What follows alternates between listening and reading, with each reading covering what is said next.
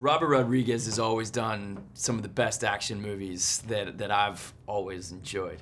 You know, going back to Desperado and, you know, all along, you know, Dusk Till Dawn and Once Upon a Time in Mexico and all the Spy Kids movies and, I mean, the Machete movies. What I love about the way that Robert does action is it's got a sort of a glee and a sense of humor to it.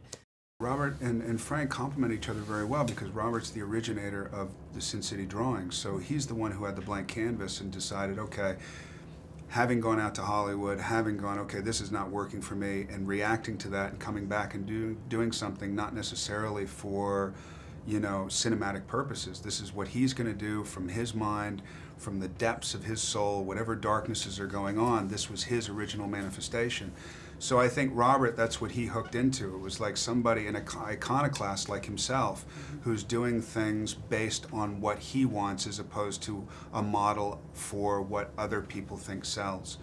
And I think that's what you get with both of them. So you get a very visceral reaction from Frank, and you get a technical, incredible technical proficiency from Robert. And those two things coming together makes a very, you know, complete, colorful entity, you know. In this movie, when everything is designed to be so graphical, that here's this element and then here's this element, the character is here and the snow is doing that, it's designed for that. It makes sense as a 3D movie because of just its nature. It's in its bones. It's in how Frank Miller drew it.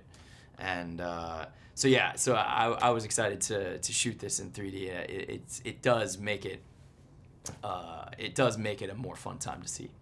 When Robert did the first one, digital filmmaking was just, it was cutting edge. And now it's a standard, it's a staple, it's a standard. And I think he's at the helm of all that stuff. I think he has embraced that probably more than most filmmakers. For me, what I love the most about Sin City is the look and the feel of it. It just looks and feels different than any movie that I've really ever seen, because it's sort of halfway between your standard kind of action movie and a comic book. And to me, that's beautiful because that's what I look for when I walk into a movie theater. I want to go somewhere else, especially when I go to see a movie like this. No, it's a very complete, exaggerated, huge world that you don't even know you're in until you see the movie. And then you're like, oh my God. You know, when I saw the movie, I was very, very, you know, satisfied with what they came up with. But a lot of that stuff is put in afterwards. It's put in post. So you're just part of a painting. You're a brushstroke, you know, in this very big mural that's created by Frank and Robert. The action in Sin City, it's beyond what you can do in the real world. And that has to do with how Robert shoots it. It's like a kid playing with his imagination, or it's like Frank Miller sitting at a drawing board with a pen and drawing. It's not about the boundaries of real life. It's more about what you could imagine in your mind. You know, you have Jessica, you have Ava, you have Rosario, you have Jamie, you have amazing characters, female characters that are very, very strong in this movie. So, you know, you want to see the ultimate modern chick manifest all her strongness.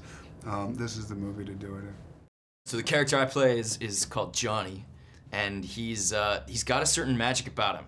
There's something about his luck that you can't quite explain, and you don't know if it's his skill or it's just haphazard, but he's got a charm, and he can know which slot machine will win big, and he can deal a deck of cards around to 5 guys at a table, even though this hand has had all of its bones shattered.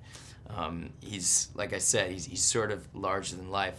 Sin City: A Dame to Kill For is a graphic novel, and the movie is incredibly faithful to that graphic novel, but there are a couple stories, there's 2 stories, mine being one of them, that aren't in the graphic novel.